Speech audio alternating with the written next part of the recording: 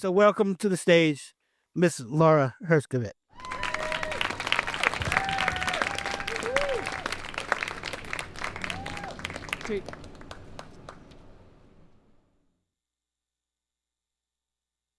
Thank you. Hi.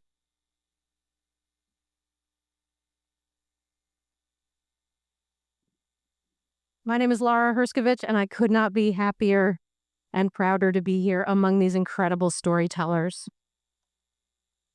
And we are delighted that you decided to spend this summer, I know it's not till Friday, but let's say it's now, summer evening with us. Thanks for coming. I'm going to start here for probably very obvious reasons. This song is called Angels. Number one, I want to dedicate it to Denise Santisteban. May she rest in peace.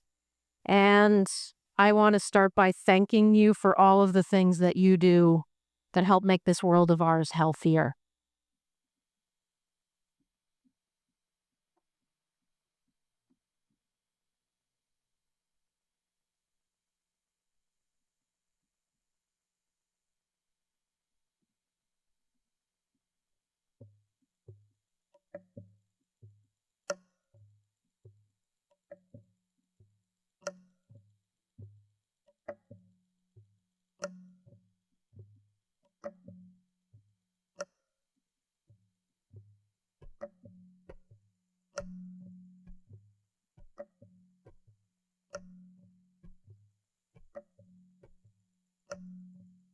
The great New Haven's own playwright Janice Astor-Delvalle and I recently facilitated an artist retreat, and we talked a lot about wabi-sabi and this idea of like being all of us perfectly imperfect. So I'm going to say that for this, like, this is less expensive than a drummer, and we're just going to make this work right now. Yeah.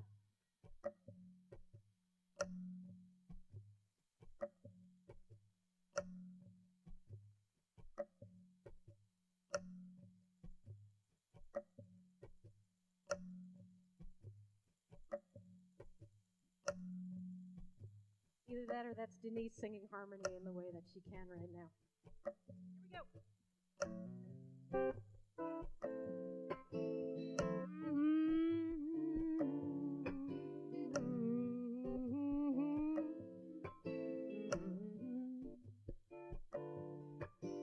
Midnight parking lot drinker, PBR in a paper cup, shooting satellite, you say this night will change our luck.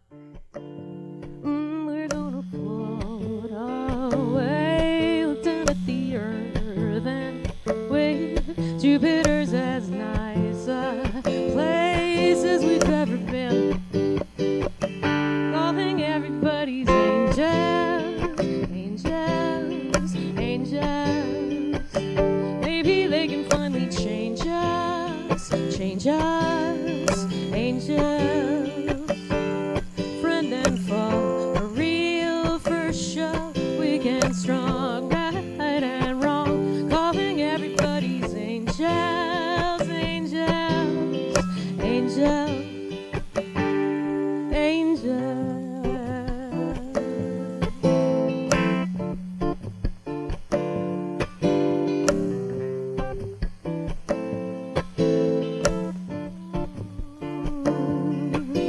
In the shadows of ashes and scars, we rush off to get what's ours. You say they aim at me and you, in the true light of the hunter's moon. We're gonna float away, look down at the earth and wave. Saturn is as nice a place as we've ever been, calling everybody's angels, angels, angels. Maybe they can finally change us, change us, angels. Foe and friend, for real pretend, weak and strong, right and wrong, calling everybody's angels, angels, angels. Broke down on Damascus Road, hours waiting to be told, reaping all the things we've sown. Traffic always stop and go, calling everybody's angels, angels, angels. Maybe they can finally save us, angels, angels.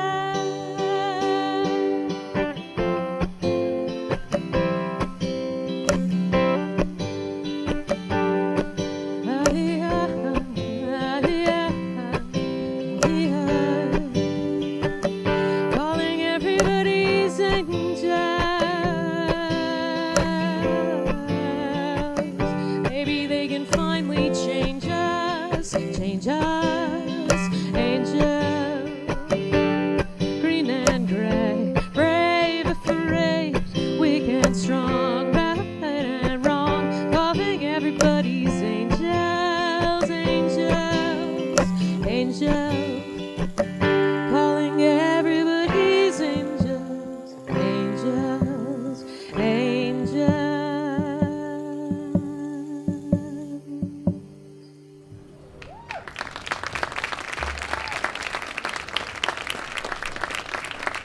Thank you. I'm Jezriemar Cano-Courtney. Welcome. Welcome to Stir the Style in my hometown, born and raised here in New Haven, Connecticut. The story that I have for you tonight is called The Assignment. And let me see. Nope. All right, good. Content can get a little spicy, but now I'm free to say what I need. In less than 24 hours, I'm going to lose my job. And I can't say that I don't deserve it. It's the summer of 2004 when I am sat in an editorial meeting at my journalism internship. And I'm buzzing. My head is buzzing. I'm at one of my favorite local newspapers. And I'm rubbing elbows with the tastemakers and the culture czars here in New Haven, Connecticut. So for me, this isn't an internship. I am a full-fledged journalist. The editors are talking, and then they ask me, hey, Jez, how can we get more readers your age to engage with our paper? And so I happen to mention that there is this interesting campaign on MTV getting young people to be more aware of their sexual wellness called Get Yourself Tested. And after the campaign spot, there is always a commercial for Trojan condoms. Only these condoms are brand new because they have warming sensations. My editors love it. They say, all right, Jez, cool. We want you to go ahead and test out these condoms, write a piece, and then come back and tell us, have it printed in the, come back and tell us about it. We can go ahead and publish it into the paper. All right, great. The meeting ends. Everyone is walking out of the conference room on their Nokias and their flip phones. Remember those? And I walk out in a crisis. I can't write this piece. And I can't write this piece because I'm a virgin. So I have to start thinking really fast of all of the people I know who are sexually active, who I'm close to. And so I call my mother. And I tell my mother how the meeting went. And then I tell her what my assignment is. And then I ask her if she wouldn't mind testing out these new Trojan condoms with the warming sensations with my dad. And then she can tell me how it went the next day for my research. There is a pregnant pause before my mother sighs deeply and says, Jez, no. So now I start to freak out a little bit because I've got to do something. I want to keep my job. So I ask my mom, what do I do? Do I tell the editor, hey, I can't write this piece. I've never had sex before. Sorry. And then end up getting fired? Or do I pretend that I've used the condoms and write the piece anyway? My mom says, I think the best course of action for you, Jez, is to pretend that you've used the condoms and write the piece. But before we get off the phone with each other, we make a plan to go down to the Walgreens to go and get these condoms. Now, some of you might be wondering, it's a bold question to ask your mom, what did your dad think? Well, my dad didn't think anything because we didn't tell him. Something that you should know about me is I'm Afro-Puerto Rican. And so being raised in a conservative Afro-Puerto Rican household by a conservative Afro-Puerto Rican dad means that bringing up things like condoms would result in more assumptions than questions. We get to the Walgreens after work and make a beeline for the section where the condoms are. I only need one condom, so I'm willing to sneak by with like a small pack. We get to where these condoms should be found, and all of the small packs are gone.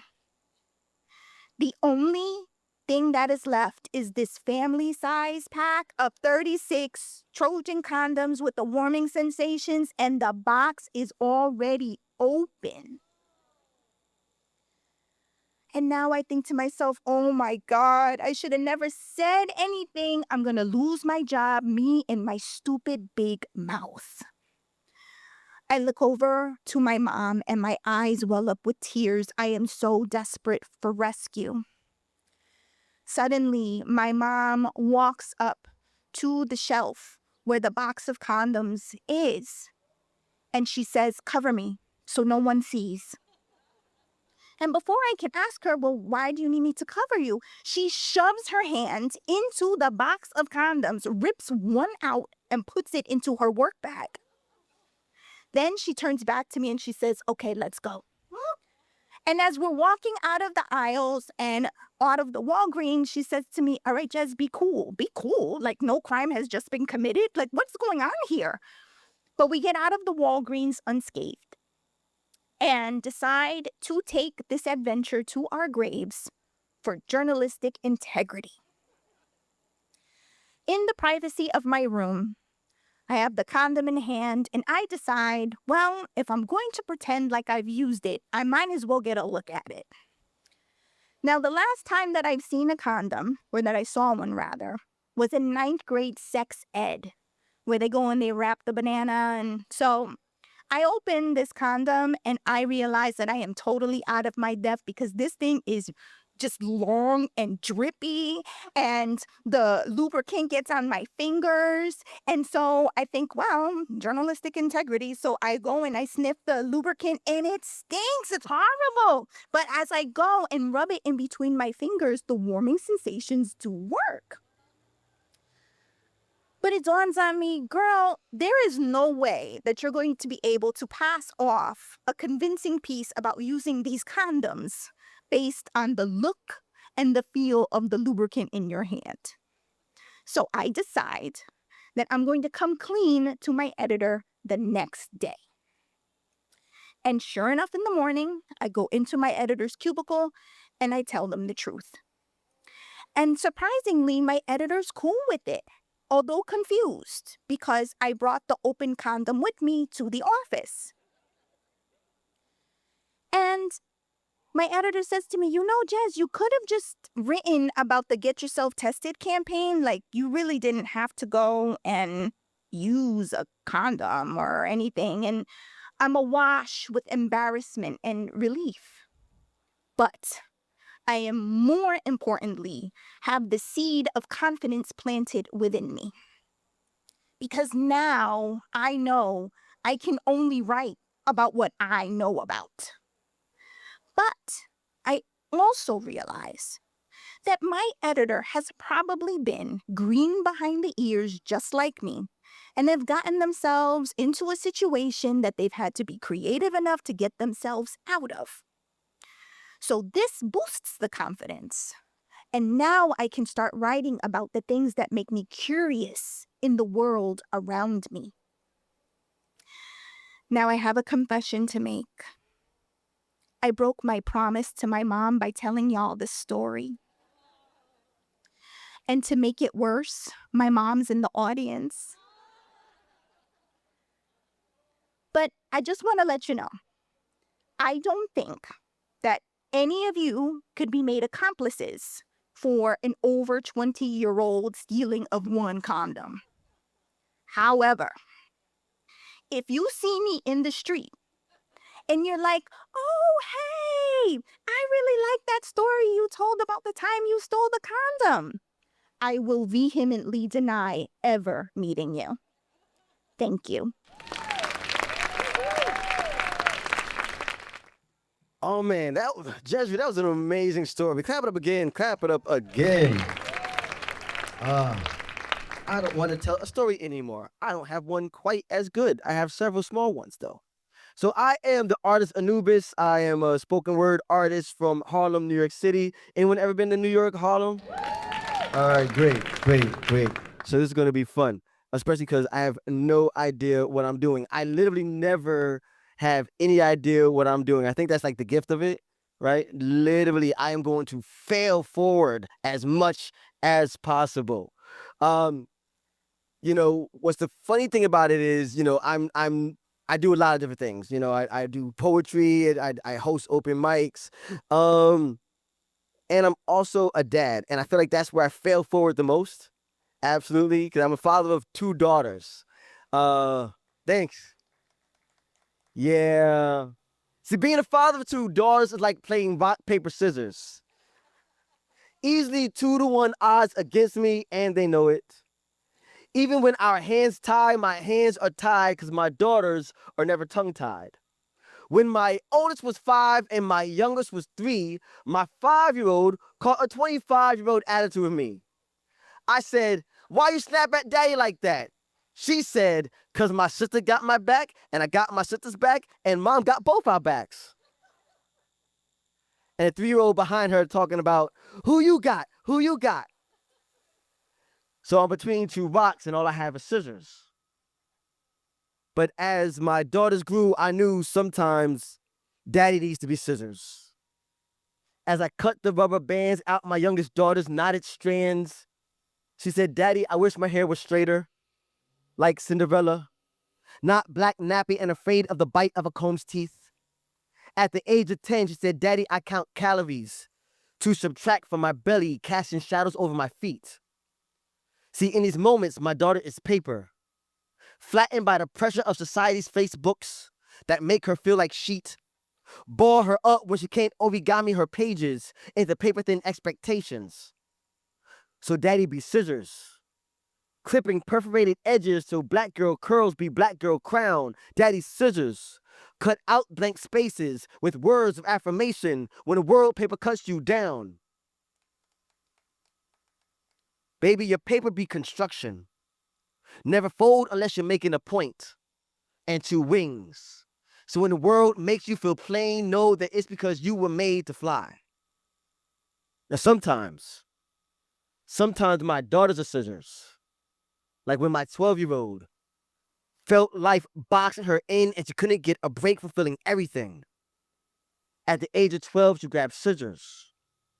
Or a knife drawing lines in her skin till it breaks. She's wanted to feel anything. She said, Daddy, I don't want to die. I just want to cut out the parts of me that hurt so much I feel nothing. And the only reason I cut myself because I can't find the puppet strings. So daddy be rock. Be foundations made of granite. When you can't see your next step in the darkness, you can take me for granted. Daddy's rock be mountain. Hide behind my boulder. When that voice inside says you're not enough, let daddy's voice be bolder. Baby, your metal is strong enough to cut through the fog and carry the chip on your shoulder. But daughter, you're a chip off the old block. Life's burdens I will shoulder till you be rock. And daughters, daddy be paper. Cover you both with my love. fortifying your mind with a thinking cap, your spirit with the armor of God, protecting your body with pieces of my own, and when you're lost, you find home in my arms. But most importantly, always remember, your father is not a glassmaker. Stop staying for the television.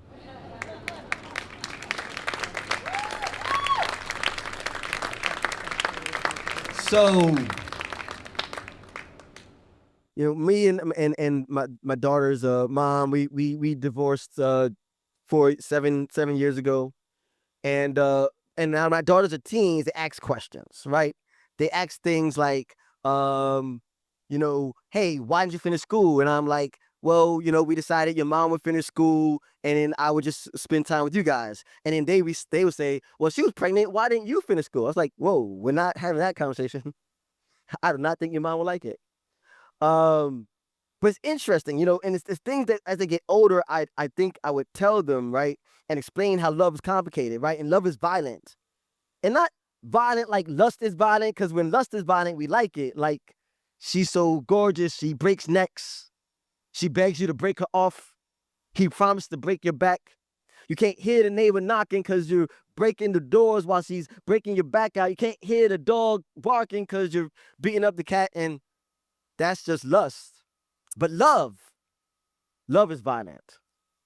Can you conjure the concept of a couple contorting king cobras until the two creatures become one? Like a 6-year-old with action figures making them fight, scraping their paint onto each other. I wish love was that painless. But love feels like me breaking my forearm, you slitting your wrist, us sliding this bone into that hole until we're literally holding each other's hands. Love feels like me breaking your ankle, you grafting your foot onto my shin, just so you never have to wonder where I stand. Love feels like you cutting my chest open with your wants, holding it open with telling me all the things you want from me. Me performing an autopsy to see if in you I can find other things I need. When we hug, our ribs don't just touch. Our hearts get stitched together. So when one of us pulls away, we tug at our heartstrings and rip the other's hearts out. The blood in our vein burns with each other's trauma. We try to breathe life into each other with one good lung between us, but how can you speak manifestation and silence manic depression when our tongues are tied and we speak with the same mouth? And when the prospect of being alone again in a process of becoming one, both feel like it'll kill you. Isn't that what we want? To experience a love worth dying.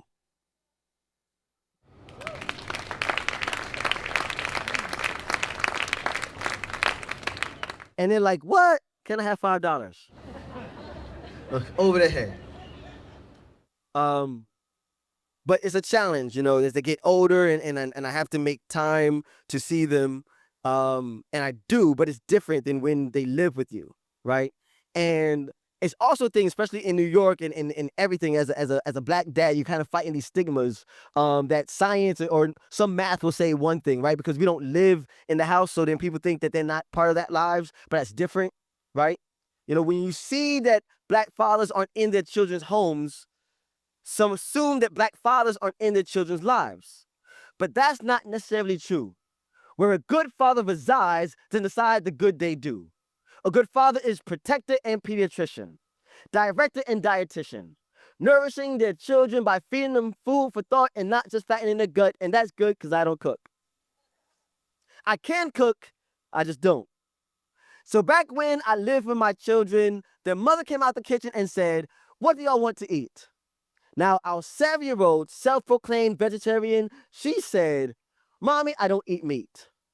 Her younger sister, who thought lactose intolerant meant you don't have feet, she said, Mommy, I don't eat cheese. Now, I said, I don't eat pork, but you knew that anyway. Now, this woman, with her wisdom, came out the kitchen and said, I'm ordering pepperoni pizza. And the three of us shouted, yay! Because we lack integrity. And we love pepperoni pizza. Now, my home lacks a dining room table and would love to house my daughters more than twice every other week. On the days we don't speak, I starve to death. Not because I lack cheddar, I just need to see them cheese. And when we hug, I don't know which one of us melts in the other's arms, but the hollow crust of my heart gets stuffed. So once a month, my daughters and I have pepperoni pizza. But sometimes, pepperoni pizza isn't pizza. It's a slice of us playing Mortal Kombat. None of us are good at it, so we're button mashing. I play as Sub-Zero, they play as Scorpion, so whenever they get over here, I down forward square, so when I feel down, I look forward to next time they return to my apartment square, and for a moment I freeze time. Sometimes, pepperoni pizza isn't pizza. It's a slice of reality show confessional after watching reality shows. Like when my baby girl told me her daddy's baby liked girls and she was afraid of how I take it. I said, daughter, I love you no matter who you love. Plus, it doesn't hurt that who you love can't get you pregnant. Sometimes, pepperoni pizza isn't pizza. It's a slice of a roller coaster ride. And when my big girl, now age 15, thought it wise to say to me, Daddy, I'm glad you don't live with us. Now, before I could reply, with a tear in her eye, said, Daddy, wait, let me explain why. What I mean is, it seems like, since we can't be together all the time, you always seem to make all our time together count. So you see, sometimes pepperoni pizza isn't pizza. It's a piece of peace, so my daughters can lean like Pisa on a father who would never let them fall, even if he's falling to pieces. So whether daddy-daughter time is us dining in or them taking daddy's love to go, when we savor every bite of these piece of slices of life, we make a divided family feel whole. Thank you. And this song is from the perspective of an accidental lighthouse keeper who gave up, let go, drifted out to sea, done with humanity, for all of the reasons that anyone here might guess, and finds themselves guided by the light of a firefly, bumping into an abandoned lighthouse right here in New Haven that needs a keeper, and so decides to become the keeper. And this song is called Anchors, and it's really an inner dialogue debate about the ways that people, as anchors, can be a very bad thing, to the extent that this character is saying they make us feel trapped or are hurting us, etc. And the ways that anchors can be a very beautiful thing in the ways that they keep us connected and ideally loved and nurtured. This is called Anchors.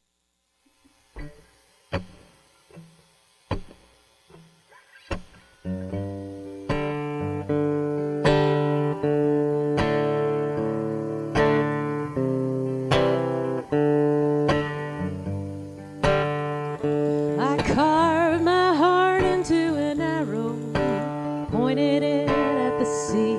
Every night lighting the torch for a sailor might have met one time in a dream. I knew illuminating other people's way would be good work if I could learn how to stay. Taking my instructions from the weather vane, never listening to wisdom the breakers had to say. You may be afraid of anchors, but anchors can handle you, can handle you. You may be wary of anchors, but anchors still will do. All anchors will do.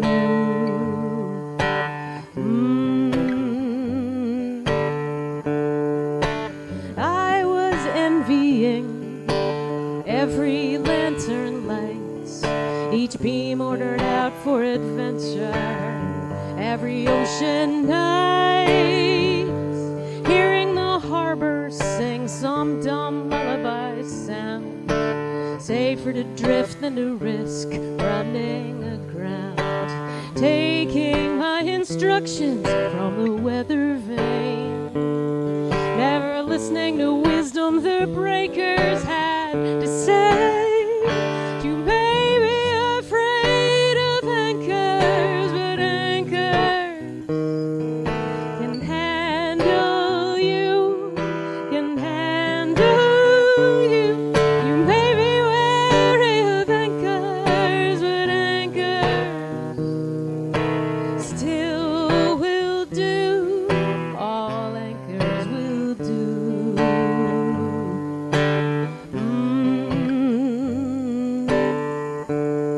Well, I'm willing to believe, far as my eyes can see, not some distant whisper from the bottom of the sea. All anchors, well, they can handle you. Yeah, they can handle you. You may be wary of anchors, but anchors, undeniable, unconditional, unbreakable, anchors will do. They will do. They'll do. They will.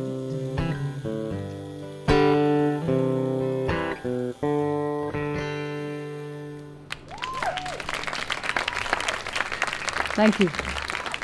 Wow, it doesn't matter where we get the music, whether it's from her wonderful singing and playing or the poetry or the stories, and your laughter.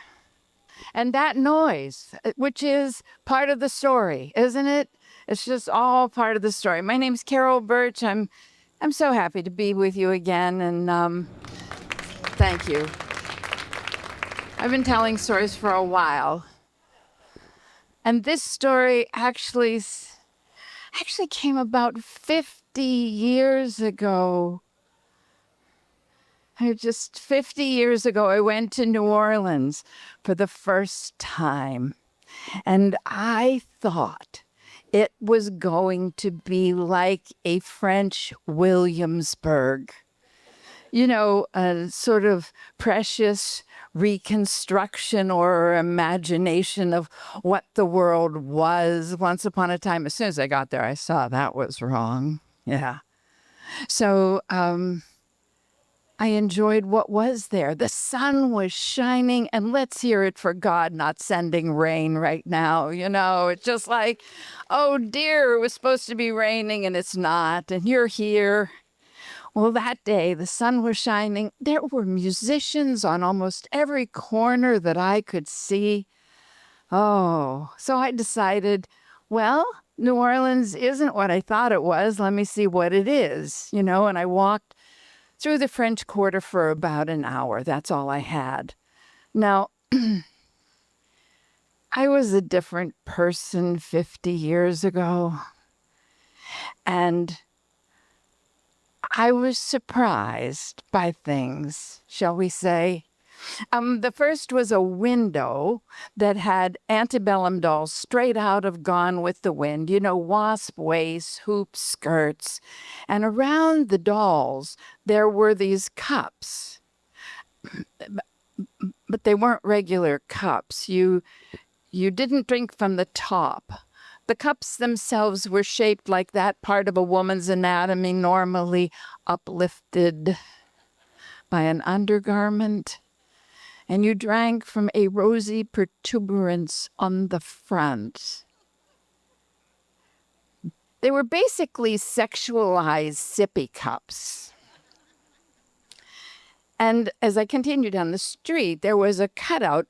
We've all been to those touristy areas where there's a cutout of a flower or an ice cream cone, and you put your face in the middle for that picture. Except this was a cutout of a man standing with his back to the street, And the cutout wasn't up where his head was. It was low. It was low. And I'd been to college. I mean, I knew there were guys who mooned people and thought it was just very funny. But this was anonymous sex on an entirely different level. And I knew I wasn't in Kansas anymore, but I thought, wow, where exactly am I? I looked up to see if I had wandered into like a triple X area, although I don't even think I knew that word back then. The next window was what really did me in, because there was, a long tapered obelisk-shaped thing, 8 inches long, on a pouch, and there was a little sign right beside it that said, batteries included. That was surprising. But what shocked me was the image on this thing, because it was the picture of Jesus that hangs in every Presbyterian Sunday school across the country, and more importantly, in my mother's hall. And I was so undone. I turned to these people who I didn't know. And I know I don't know you. But really, I don't know. I mean, I've never seen anything like this. Who thinks of this? Isn't this a Catholic city? I mean, this is obscene on so many levels. And they're like, don't make eye contact. Just keep walking. And I don't know, maybe I staggered. I don't know. But the next thing I know is a man came up and said, how much do you charge? And something in me snapped. I put one hand on my waist and I looked at him, and then I pretended to chew gum. So I'm standing there going, and I asked in somebody else's voice, how many whores have you ever seen in wool gabardine slacks? And from there, the day went downhill. I was supposed to stay with a friend of a friend of a friend, which is to say, a stranger. And I had decided I wasn't going to stay with that stranger for reasons that are too tedious to go into. But I drove from motel to hotel to place, and everyone said this, oh, ma'am, you'll never find a room tonight. There's a big game tomorrow. Until finally this one woman took pity on me and she said, you'll never find a room tonight, but I could call and see if a place that normally rents by the hour, if they'll rent you a room for the night. So I thanked her. And that's where I drove. And when I went into the manager's office at that place, I asked him straight out, so, am I going to be safe? And some of you are old enough to remember this. Those of you who are younger, ask your parents. He said, if you knock the phone off the cradle, my switchboard will light up and I will call the police before I run over and sit with you till they arrive. Oh. So then I asked, is it clean? And he said, it will be when you come back in an hour. So I went out to forage for food. And when I came back and I pulled my car between 2 huge pickup trucks, I can tell you my little subcompact car was dwarfed by those pickup trucks. There were men in the parking lot negotiating with women who were on a balcony. It was absolutely theatrical. It was Shakespearean in the setting. And when I got out of my car, one of those women called out, hey, girl, Don't you worry, we'll keep an eye on you.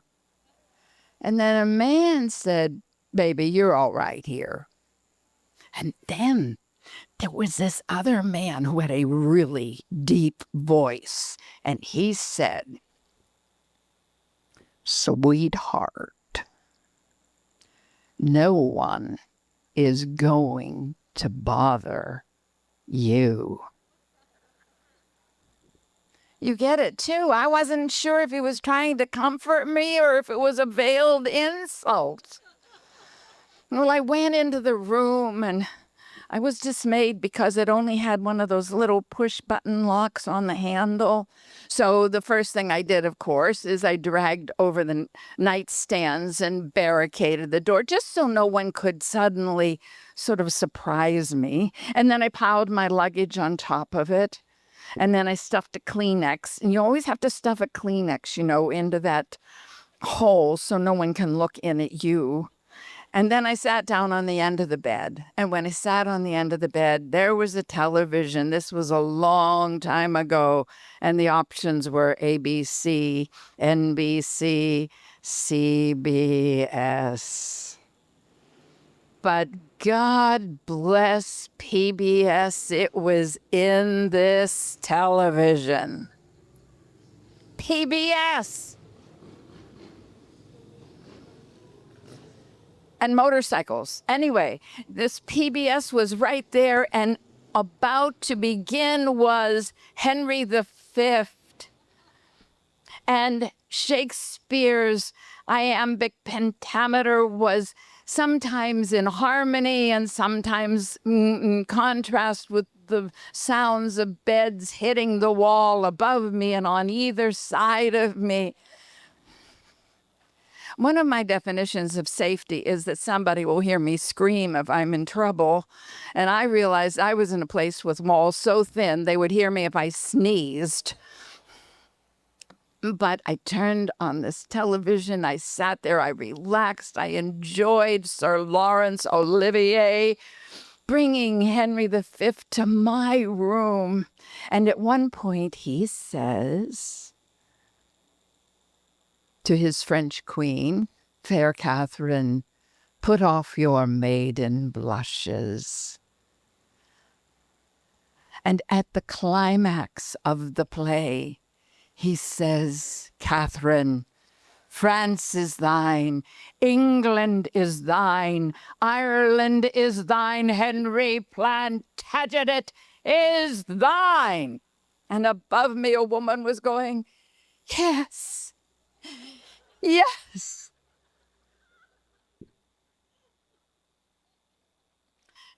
Nothing about the day had been like what I expected.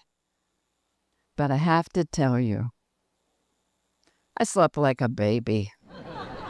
Thank you.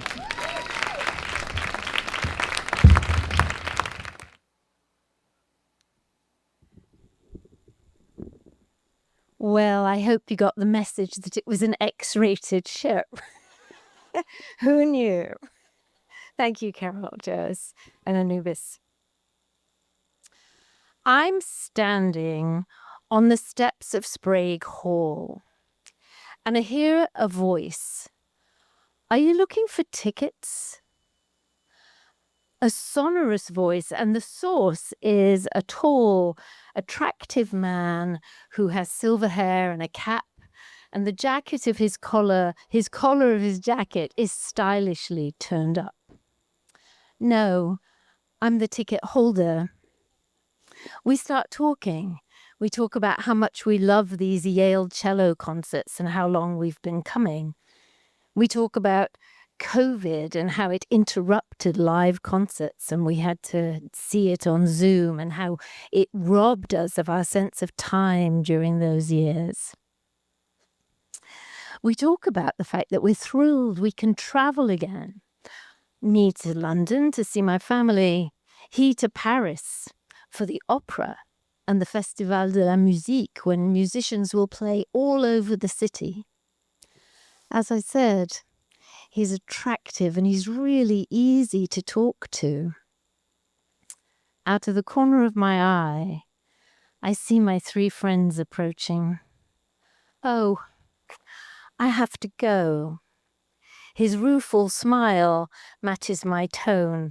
I'm Wendy Marans. Charles, he says, and I miss his last name. I turn to my friends who've got quizzically raised eyebrows. Who is that? I don't know. The 4 of us span 2 decades, and we all have our histories with online dating. And this chance encounter with the guy who is labeled the Silver Fox by one of them starts a lively discussion. Jilly, who I have not met before, says she's on date 534, and I say that is not dating, that's a full-time job.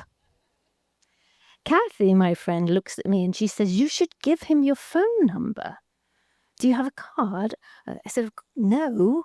She said, use one of mine. I said, I don't quite see how that's going to work. And anyway, I'm English of a certain age, and New Haven is a fishbowl. I can't do that. I do notice Charles come in and take a seat further forward on the other side of the aisle.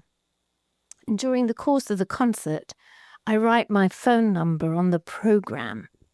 Kathy smirks at me and goes, but I bail. At the end, we cluster around together talking about the music, and I feel a tap on my shoulder. Wasn't it wonderful? The sonorous voice. Yes, here's my program. I awkwardly shove my program towards him and he backs off and looks puzzled. It has my number. He grins and takes it and walks off into the night. And he doesn't call the next day, or the next, or the one after that. And a week later, I get COVID. Lying on my sofa, feeling sorry for myself, the phone rings. You may not remember me. I said, oh, hello, Charles. And we chat for an hour and we plan that in a couple of weeks, when I'm recovered, we'll get together. On date, maybe 4 or 5, sitting in Barcelona, the restaurant up the city, he looks at me, he says, come to France with me, darling. I'm shocked. This does not happen to me. This is not my life. This is the stuff of rom-coms and murder mysteries and fairy tales. He goes on to say, I'm not offering to pay your fare, and when you're here, we'll split the costs, but I have a hotel booked and paid for, 2 queen-size beds, no expectations. He said, I have tickets for the opera, and I'd really love you to come to Versailles on the last weekend to meet some friends of mine. He said, then I'll go on for my next 3 weeks in France, and you can go back to London. So I think about this for about 5 minutes. Well, actually, maybe about 1. First, he is not a serial killer. I'm pretty sure, and I trust my judgment on this. Second, if he is a serial killer and my judgment is really off, I could use my cousin's Paris apartment as a bolt hole. And third, sharing costs is how I prefer it, because then there are no obligations.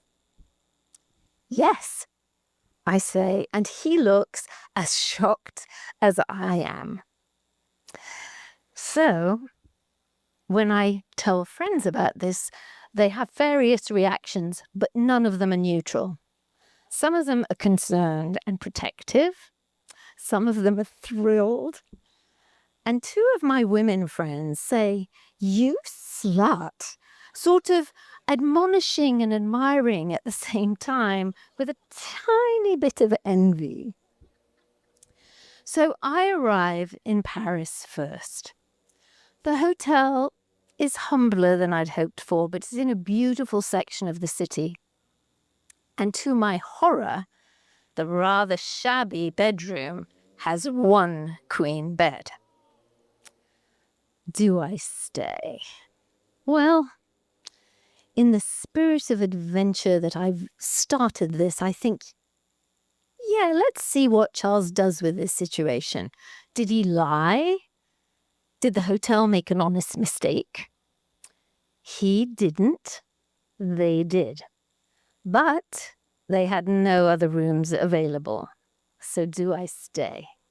Yes, I stay. I figure I'm old enough to handle this. And who knows? And Paris is heavenly. Charles knows it better than I do, and he's a great guide. We walk for miles. We walk from cathedrals to cemeteries, from galleries to museums, bars to bistros. We find beautiful alleys and hidden bookstores and poetry readings.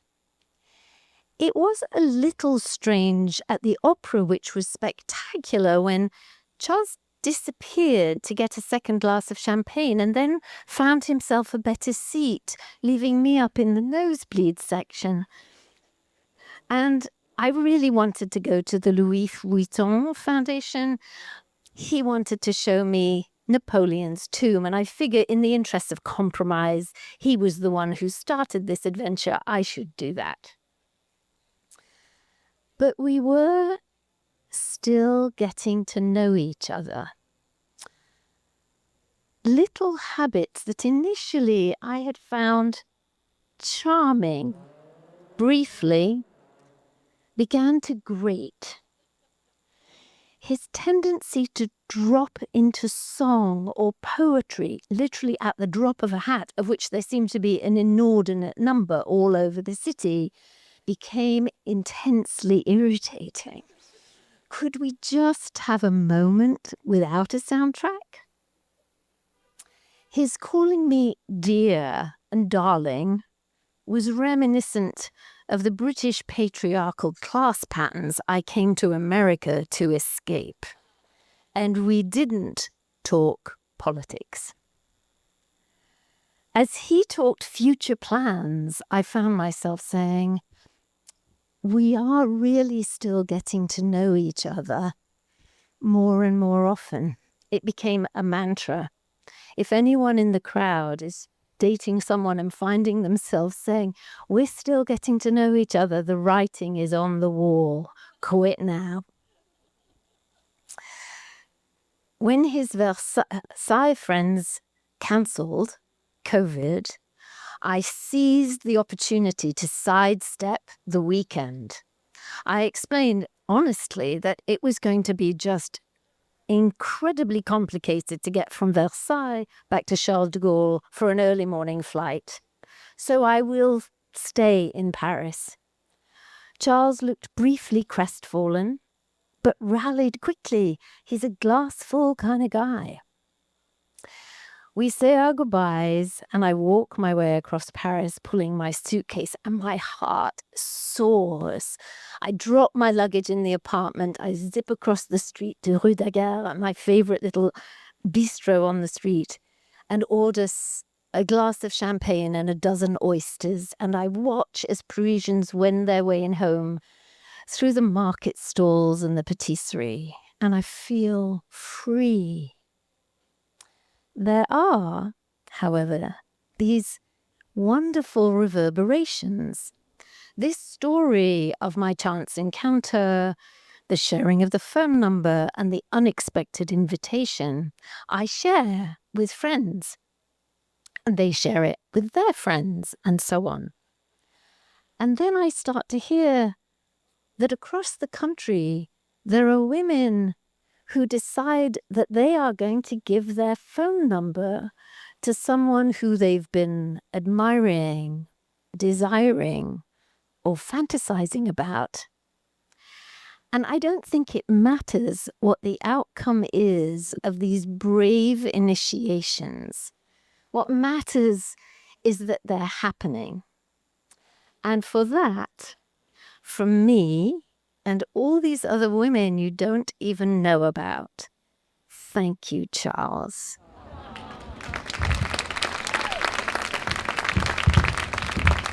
I love New Haven.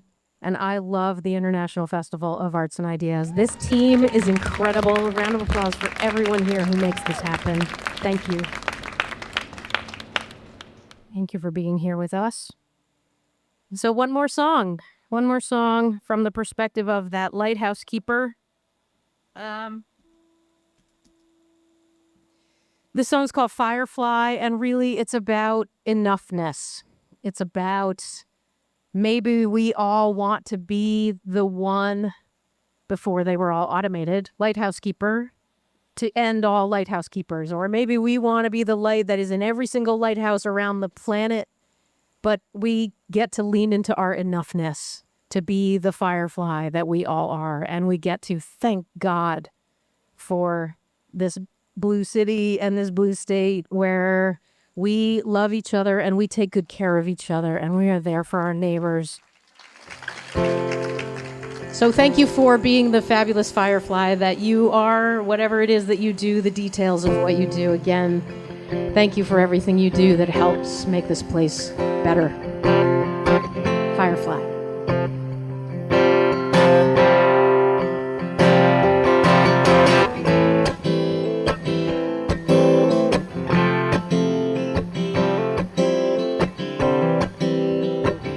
And I don't know how much you all have had to drink, but if you want to sing along to the chorus, please feel free.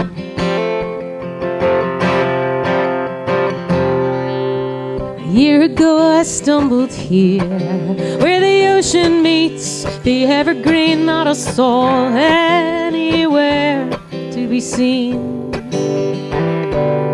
Glued my feet to the tower floor, I would never need anyone anymore. Keep them all safely out at sea, and raise the glass for all who pass by me. Another click, another trick of the eye. Climb up the spiral, learn to tell the time by how the stars hang in the sky. I'm sifting through the mist, someday I'll drift away. What should I rearrange in tomorrow's yesterday? Gazing the horizon, a blurry Rothko line. I'm staying in this lighthouse to be a firefly.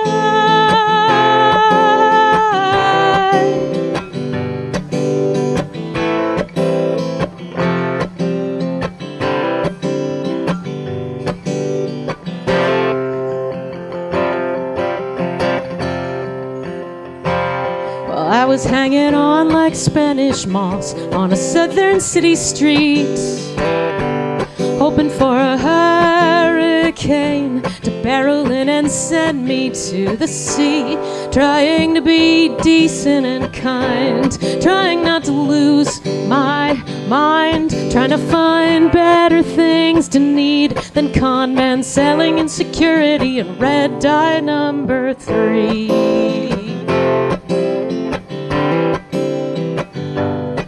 Another click, another trick of the eye. Climb up the spiral, learn to tell the time by how the stars hang in the sky. I'm sifting through the mist, someday I'll drift away. What should I rearrange in tomorrow's yesterday? Gazing the horizon, a blurry Rothko line. I'm staying in this lighthouse to be a firefly.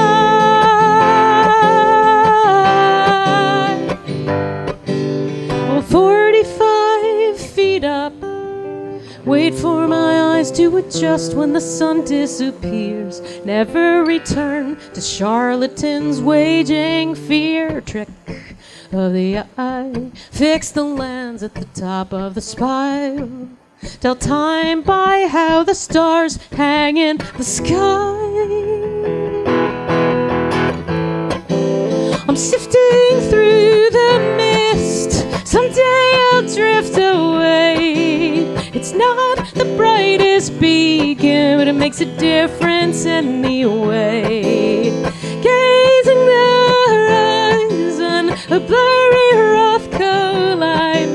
I'm living in this lighthouse to be a firefly.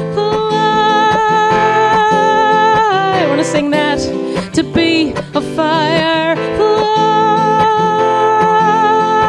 Pretend like it's 10 p.m. and no one can see you. Firefly. To be a firefly.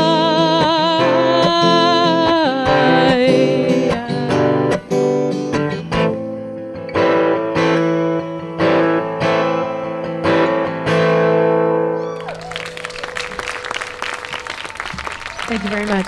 Thank you.